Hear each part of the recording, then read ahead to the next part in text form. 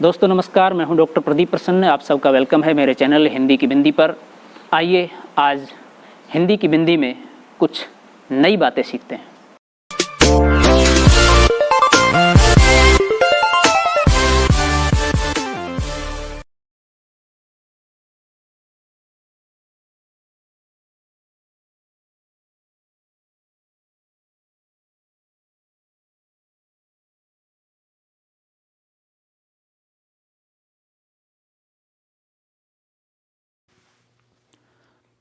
विद्यार्थियों, आज की वीडियो हम बना रहे हैं कक्षा 8 की हिंदी पुस्तक वसंत के पाठ 11 जब सिनेमा ने बोलना सीखा, जिसके लेखक हैं प्रदीप तिवारी।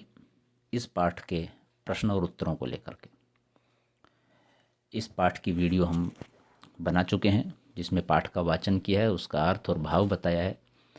और ये एक लेख है, एक निबंध है, जिसमें कि प्रदीप तिवारी जी ने सिनेमा ने जब बोलना सीखा, यानी कि पहली बोलती फिल्म जब भारत में बनी, तो उसके इतिहास के बारे में बताया है, उस फिल्म की पूरी चर्चा की है। और बहुत ही अच्छा एक सारगर्भित लेख है।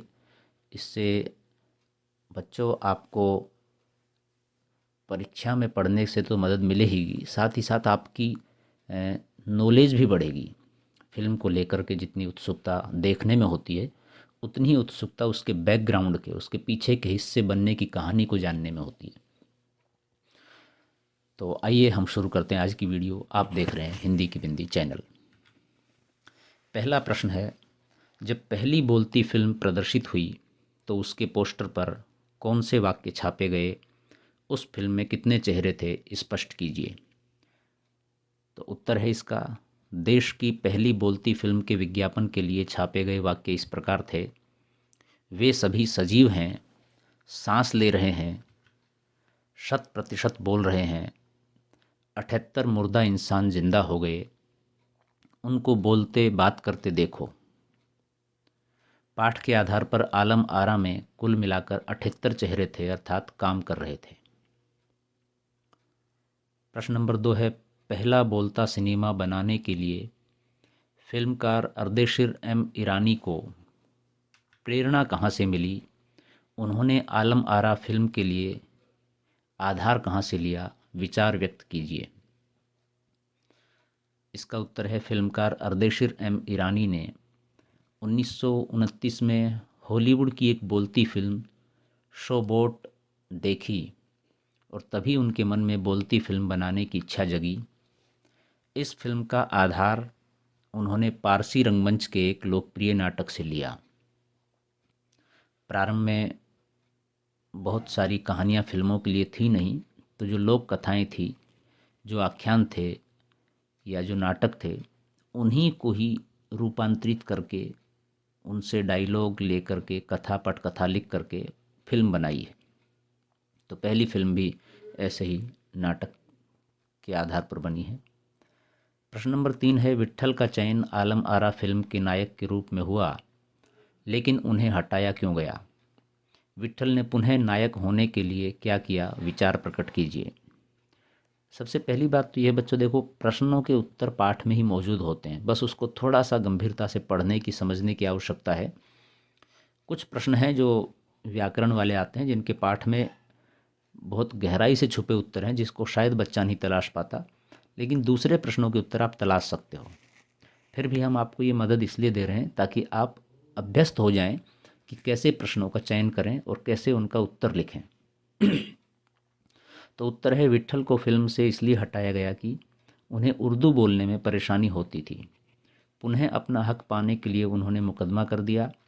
विट्ठल मुकदमा जीत गए और भारत की पहली बोलती फिल्म के नायक बने। प्रश्न नंबर 4 है, पहली सवाक फिल्म के निर्माता निर्देशक अर्देशीर को जब सम्मानित किया गया, तब सम्मानकर्ताओं ने उनके लिए क्या कहा था? अर्देशीर ने क्या कहा और इस प्रसंग में लेखक ने क्या टिप्पणी की है? अर्थात तीनों की बातें लिखनी है। तो उत्तर है, पहली सवाक फिल्म के निर्माता निर्देशक अर्देशीर को प्रदर्शन के 25 वर्ष पूरे होने पर सम्मानित किया गया और उन्हें भारतीय सवाक फिल्मों का पिता कहा गया। तो उन्होंने उस मौके पर कहा था, मुझे इतना बड़ा खिताब देने की ज़रूरत नहीं है, मैंने तो देश के लिए अपने हिस्से का ज़रूरी योगदान दिया है। बहुत महत्वपूर्ण बात उन्होंने कही। इस प्रसंग की चर्चा करते हुए लेखक ने अर्देशीर को विनम्र कहा था कि एक नया अनोखा काम करने के बाद भी उनमें इतनी विनम्रता है कि वो अपने काम को अपना काम समझ रहे हैं, बहुत विशिष्ट महत्व नहीं दे रहे हैं, जबकि उन्होंने बड़ा काम किया। ये उनकी सहजता, विनम्रता है। यानी कि अपनी प्रशंसा खुद नहीं करना, आप एक काम करके जाओ ताकि दूसरे लोग भी उसकी पालना करें, उसके पदचिन्हों पर चलें और बहुत अच्छा और बेहतर काम करना उससे सीखें और नया करें कुछ। प्रश्न नंबर 5 है, मूक सिनेमा में संवाद नहीं होते, उसमें दैहिक अभिनय की प्रधानता होती है, पर जब सिनेमा बोलने लगा उसमें अनेक परिवर्तन हुए। उन परिवर्तनों को अभिनेता, दर्शक और कुछ तकनीकी दृष्टि से पाठ का आधार लेकर खोजें, साथ ही अपनी कल्पना का भी सहयोग लें। अब बच्चों, पाठ पढ़ने के बाद आपके मन में ये सारी चीज़ें आई होंगी और कुछ आप सिनेमा देखते हैं, फिल्में देखते हैं तो आपको भी लगा होगा। तो क्या क्या लिखना है हम बता रहे हैं आपको। उत्तर है, मूक सिनेमा ने बोलना सीखा तो बहुत सारे परिवर्तन हुए। बोलती फिल्म बनने के कारण अभिनेताओं का पढ़ा लिखा होना जरूरी हो गया, क्योंकि अब उन्हें संवाद भी बोलने पड़ते थे। पढ़ना पड़ता था, बोलना पड़ता था, और बोलना भी एक सहज तरीके, लहजे के साथ था। शब्दों का उच्चारण साफ होना चाहिए, इसलिए भाषा की जानकारी होनी चाहिए। दर्शकों पर भी अभिनेताओं का प्रभाव पड़ने लगा। नायक नायिका के लोकप्रिय होने से औरतें अभिनेत्रियों की केश सज्जा तथा उनके कपड़ों की नकल करने लगीं। दृश्य और श्रव्य माध्यम के एक ही फिल्म में सम्मिश्रित हो जाने से तकनीकी दृष्टि से भी बहुत सारे परिवर्तन हुए। प्रश्न नंबर 6 है, डब फिल्में किसे कहते हैं। कभी कभी डब फिल्मों में अभिनेता के मुंह खोलने और आवाज़ में अंतर आ जाता है, इसका कारण क्या हो सकता है। विद्यार्थियों, आप हिंदी फिल्मों के अलावा, बॉलीवुड फिल्मों के अलावा हॉलीवुड की फिल्में, साउथ की फिल्में, चाइनीज़ फिल्में, जापानी फिल्में, फ्रेंच फिल्में, ये सब देखते होंगे, लेकिन हिंदी में देखते होंगे। या हो सकता है कुछ विद्यार्थी अंग्रेजी में भी देखते होंगे, लेकिन ये सारी फिल्में अंग्रेजी में नहीं बनती हैं। जैसे हिंदी फिल्म हिंदी में बनती है, ऐसे चाइनीज़ फिल्म चाइनीज़ में बनती है, वहाँ की अपनी भाषा में बनती है, लेकिन उसे आप अपनी भाषा में देखते हैं। ऐसे ही हिंदी फिल्में जापानी लोग देखते हैं तो वो अपनी भाषा में देखते हैं। तो ये जो फिल्में हम चाइनीज़ फिल्में, जापानीज़ फिल्में अपनी हिंदी भाषा में देखते हैं या दूसरी भाषाओं में देखते हैं, तो ये जो परिवर्तन है इसे कहते हैं डब करना। तो इसमें कई बार क्या है, जो अभिनेता बोलता है और जिसकी आवाज़ हमें सुनाई देती है और जिसका चेहरा हमें दिखाई देता है, उसके मुंह खोलने और शब्द के उच्चारण में अंतर दिखाई देता है, क्योंकि डबिंग में कहीं ना कहीं मिस्टेक हो जाती है। तो उससे संबंधित सवाल है ये। फिल्मों में जब अभिनेताओं को दूसरे की आवाज़ दी जाती है तो उसे डब कहते हैं। कभी कभी फिल्मों में आवाज़ तथा अभिनेता के मुंह खोलने में अंतर आ जाता है, क्योंकि डब करने वाले और अभिनय करने वाले की बोलने की गति समान नहीं होती या किसी तकनीकी दिक्कत के कारण हो जाता है। दूसरा है कि ये भी है डबिंग का तरीका कि शूटिंग कई बार पहले कर ली जाती है और उसके बाद जो डायलॉग उन्होंने बोला है उसको साउंड स्टूडियो में रिकॉर्ड किया जाता है।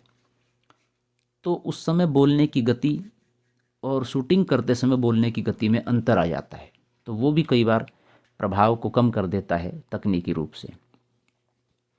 भाषा की बात करें, पहला प्रश्न है, सवाक शब्द वाक के पहले से लगाने से बना है।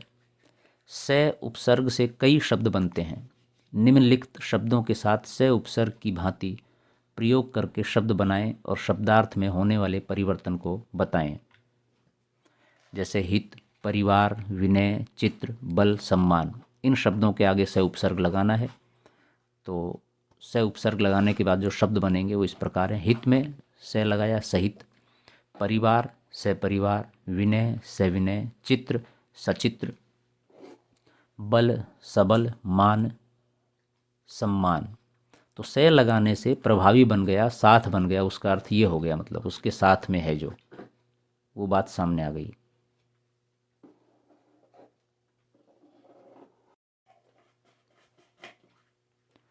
प्रश्न नंबर 2 है, उपसर्ग और प्रत्यय दोनों ही शब्दांश होते हैं, वाक्य में इनका अकेला प्रयोग नहीं होता।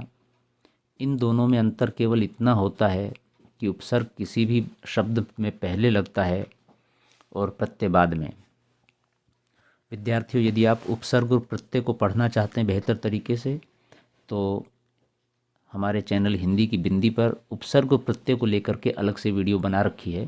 आप प्ले लिस्ट में जाइए व्याकरण में, और व्याकरण में आपको उपसर्ग और प्रत्यय की अलग अलग वीडियो मिल जाएगी, आप उसे देख करके समझ सकते हैं। तो हिंदी के सामान्य उपसर्ग इस प्रकार हैं: ए, अन, नी, दु, कै, कु, सै, सु, अध, बिन, ओ आदि।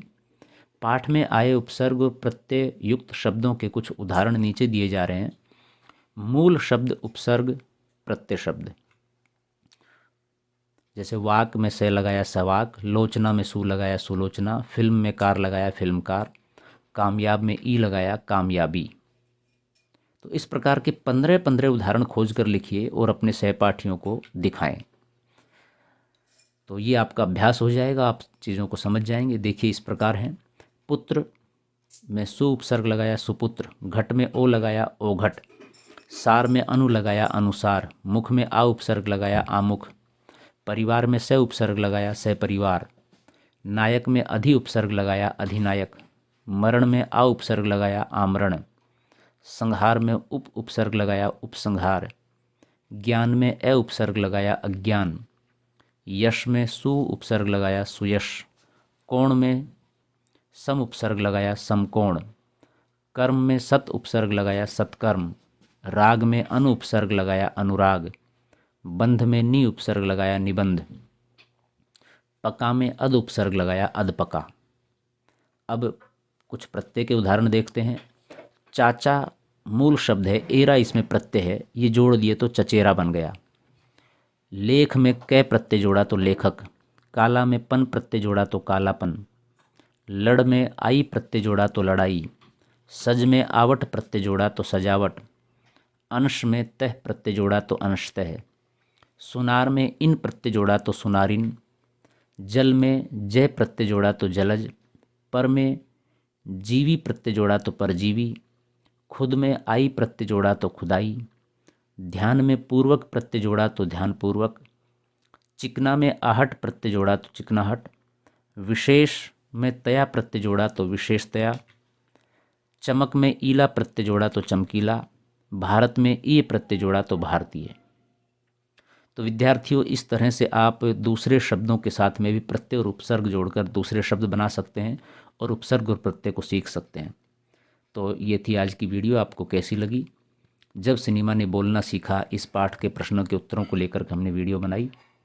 यदि वीडियो आपको अच्छी लगे तो इसे लाइक करें, शेयर करें, कमेंट्स करें और हिंदी की बिंदी चैनल को सब्सक्राइब करना न भूलें और साथ ही बेल आइकॉन को भी दबा लें ताकि सभी प्रकार की वीडियो की सूचना आप तक पहुंच जाए। वीडियो आपने पूरी देखी, इसके लिए बहुत बहुत धन्यवाद। आशा करते हैं ये वीडियो आपके लिए लाभान्वित होगी।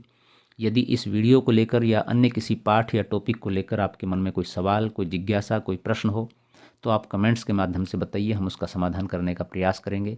आज के लिए इतना ही। नेक्स्ट वीडियो में नेक्स्ट टॉपिक के साथ फिर मिलते हैं। तब तक के लिए शुक्रिया, नमस्कार।